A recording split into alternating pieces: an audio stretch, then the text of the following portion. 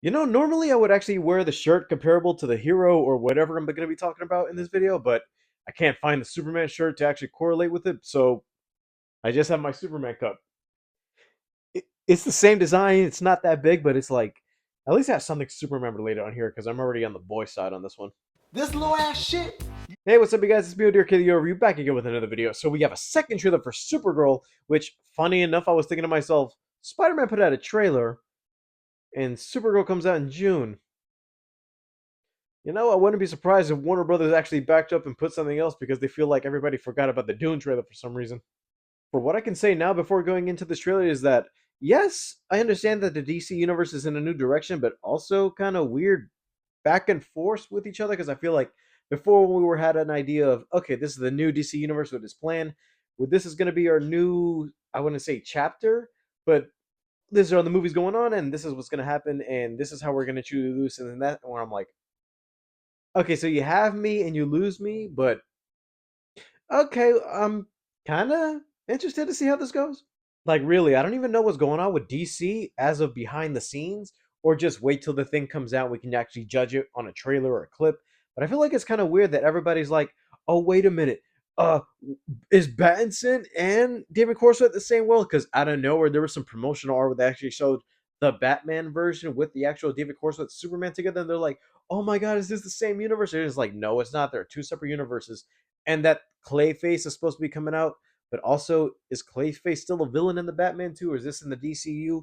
Are we going to see a Batman by then? Then James Gunn said we're not going to see Batman until the Batman saga is done, where it's like, yeah, okay, we're gonna, yeah, we need an actual plan and focus here. And don't even get me started again with apostrophe green apostrophe lanterns.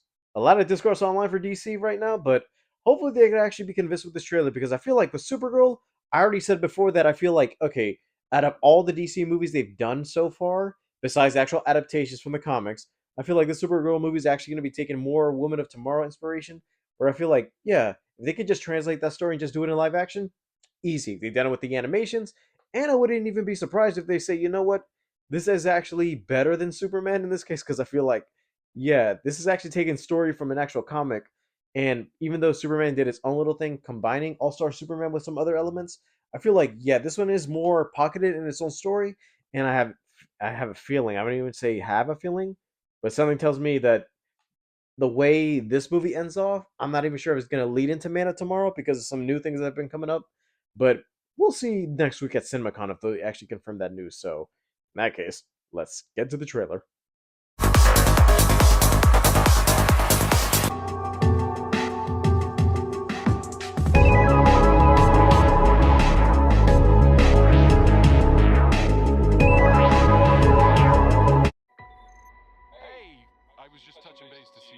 In the little teaser to the teaser, they kind of just said that he was in it too, so that's good to see.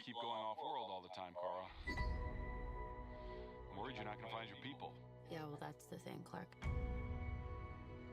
I have Hmm. no people. Kind of reminds me of the way I hold my Luke.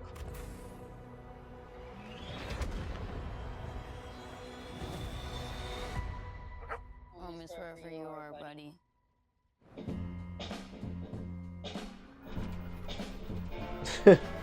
Little Guardians and like Guardians of the Galaxy, like. Crypto and I at least had each other.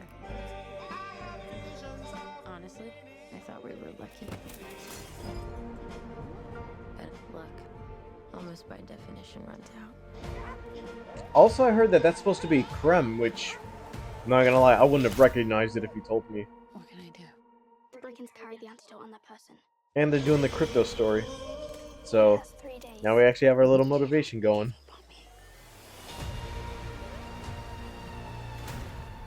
It's Creme of the Yellow Hills. Who murdered my innocent family.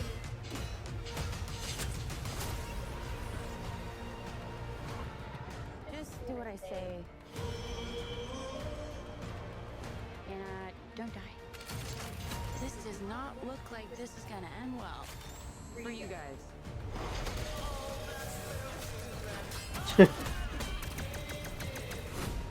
Oh!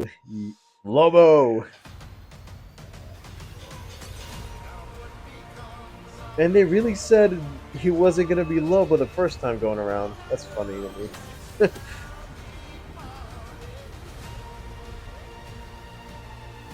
Revenge. It won't take your pain away. And some of the shots look a little bit more. Oh, uh, yeah, they still look a little bit more enhanced than the last time. Like some of the CGI got a bit Little refined. boy who cried. A lot of pain, huh? A lot of suffering. There's no home. That's my dog in now with his little Hollywood. bed. Oh. Aren't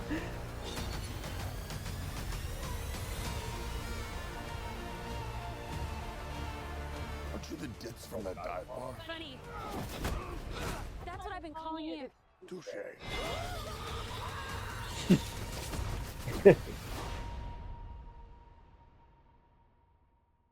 Hmm. So yeah, a lot of things to show off, and a couple reveals where I'm like, yeah, I wouldn't even be surprised because then again, it is adapting the story, so it's one of those. Oh, I kind of appreciate that they're actually doing that and actually showing that off instead of like, well, I feel like you don't have to wait till the movie to see it, but I feel like the comic fans know. Not just that Ruthie is looking for Kara's help, and the fact that Krem's crew are looking for her, and that they shoot Crypto with an injection that, yeah, it is not fatal, you already know, and it kind of did say in the trailer that he has 3 days left to go get that serum. And it tells me, yeah, that's the thing that jumpstarts the story in the comic and what jumpstarts it in the movie, too. There are some minor little nitpicks I kind of do want to call out for this because I feel like it's one of those, oh, just watching a tease and then learning things right after where I'm like, that's a weird design choice, but then again, it's like, well, if you want to make it somehow extraordinary and different, it's like I wouldn't mind it, but it's one of those. If I actually knew the story and I was recognizing the characters, I'm like, okay, I guess this is just the crew actually doing this thing. We're just gonna be saving things for the next trailer, but I guess they didn't. Like, not gonna lie, Krem in this case actually looks like a Ravager from the Guardians franchise, but I feel like it's kind of James Gunn's adjacent. I wouldn't say it's different, but it's one of those he looks like a regular guy. He's just a guy with a hair and a beard. It's not just some robotic metal man. But I'm like, well, they're aliens, and if you want to disclose aliens and other aspects of the DC universe in the cosmic realm, I want to say, well, that is a creative choice to sense. I don't know. To me, it's kind of a weird choice because since we haven't seen anything outside of Earth in the DC movies recently. It's not like Marvel in this case where they can just go into space and we're like, oh, aliens and different looking creatures, since we already used to seeing stuff like gods and things like that. Also, a lot of Lobo in this trailer where I thought, okay, we saw a little glimpse of him in the last trailer. I thought he was going to be like a minor villain, and then where you can actually see him team up later along in the movie, and I guess we're going to get that too.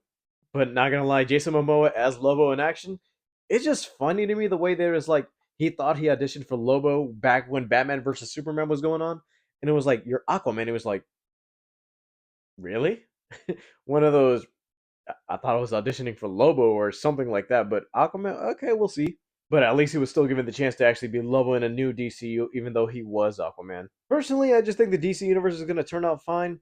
I know there's a lot of stuff behind the scenes that people are like, we didn't want to know the answers already, since I feel like the only DC projects that he had this year are a little bit short in this case, where I feel like, oh, instead of doing the whole Marvel thing where, oh, year after year we used to have a different project and different aspect of the movies, the TV side, and something more to come later, but it's one of those, yeah, let DC just deal with just putting out good movies and stuff because I feel like they're not pressured anymore.